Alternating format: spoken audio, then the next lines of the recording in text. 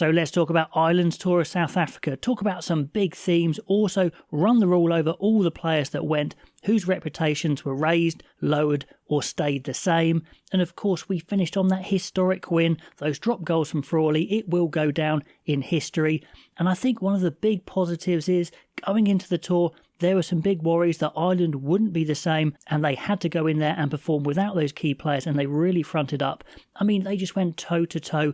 They never gave up. The Boks are such an amazing workout physically. They smash you. They were bruising encounters. They felt like World Cup matches, just massive matches. It was just a good event, to be honest, at the end of the day. And Ireland can go home feeling very satisfied and having a big rest, hopefully, as well for those players. Obviously, with all these Northern Hemisphere teams, that season started off all the way back in the World Cup. So what a huge way to finish it. What was really impressive with Ireland was some of their tries were some really clever running lines where the defences were equally matched up and they managed to make some little lines in midfield and make those breaks. That is impressive. And Andy Farrell, you have to give him a big pat on the back. He made some huge calls.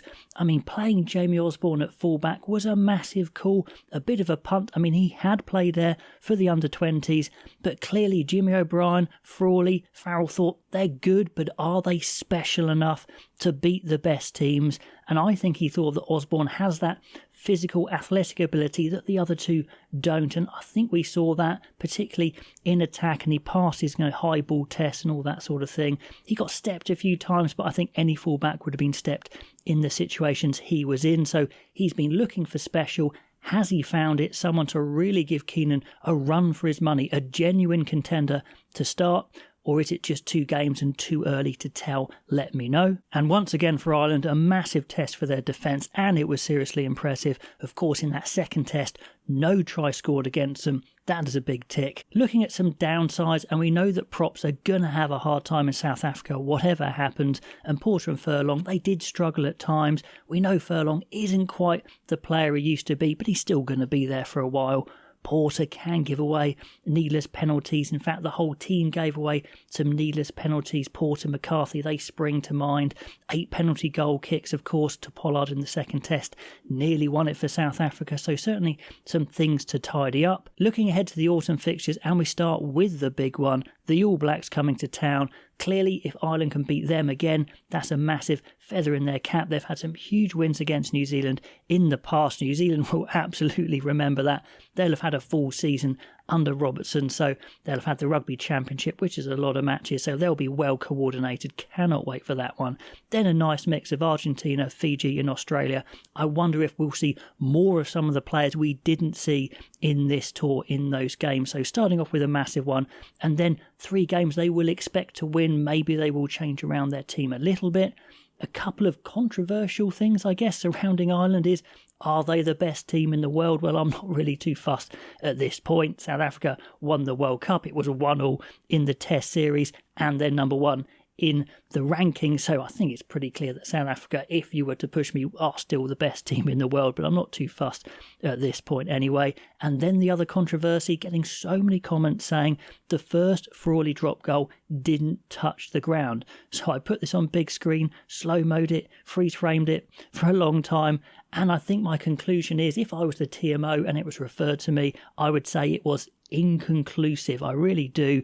Some people will swear it didn't touch the ground. I would say, though, the flight of the ball just seemed to be like it had just bounced up slightly. Otherwise, it would have been scraping off the toes. And could they get that nice flight? I don't know. But an interesting debate. If you're absolutely convinced it didn't touch the floor, fair enough. Let me know below. But I would say inconclusive. So I'm just moving on from that one. Then let's get into the player breakdown. Whose reputation was raised, lowered, or did it stay the same? I think with the props, yeah, like I said, Porter and Furlong, maybe a slight arrow down. But I think any props up against South Africa are maybe a slight arrow down. Hooker-wise, well, Kelleher, I think, was the big winner there. Coming in for the second test, of course, Kelleher used to be the number 1 for Ireland. He won't have forgotten that. And he made a massive statement to say, I'm still here. arm still quality. Sheehan's got a nasty injury, so Kelleher is probably going to be the man, maybe even in the autumn. So let's see how that goes, but well done to him. Second row wise, we didn't see Izuchukwu. Maybe we will see him in the autumn, but Byrne, McCarthy and Ryan, they all had good game time, and I think Ryan was the big winner there, coming in for the second test, again saying, I'm still here, I could still start. McCarthy sometimes looks amazing, like in the Mall, makes a mess of things, sometimes does some dozy stuff as well. He's just a big mutant of a guy, definitely, and I think he'll get better and better as he learns with experience. This was great experience. Arrows up, I think, for Baird. He is an amazing player. I just so want him to start so much, but he's so good coming off the bench when defences get tired. He is so quick, reclaiming restarts, galloping away with the ball. Special player.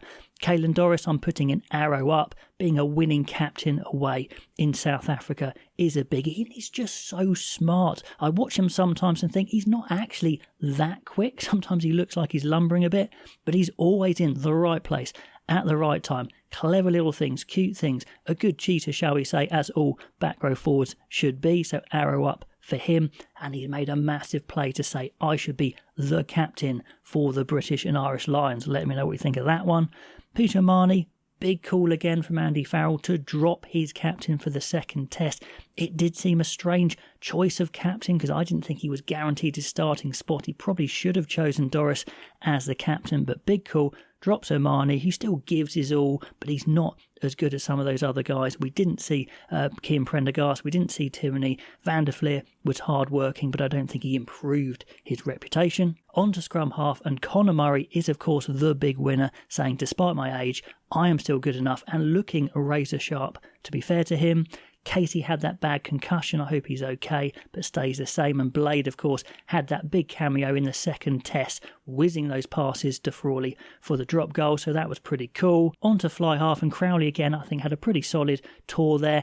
Made some mistakes, but I think he still has the shirt. Obviously, all the chat will be about Frawley coming on and winning the game in the second test, but that will be a good battle, and I think we'll see some of Sam Prendergast in the autumn. He is the talent. He is very slight for a fly half to play South Africa, so fair enough not to expose him there, but I think we'll see more of him. He's got some time in camp to get used to the international setup, which is always good. Centre-wise, Aki, Henshaw, McCloskey we saw a bit of, Ringrose, I think they all about stayed the same because we know they're all really good players. I don't think anyone went up or down. And Osborne, of course, who was used at fullback, went up massively. What a big test. We all thought this could go badly wrong. We're thinking back to when Henshaw was put there, but it didn't, so he goes up. Back three, stay the same. Lowe did some brilliant stuff, created some amazing tries, and also had some absolute howlers as well.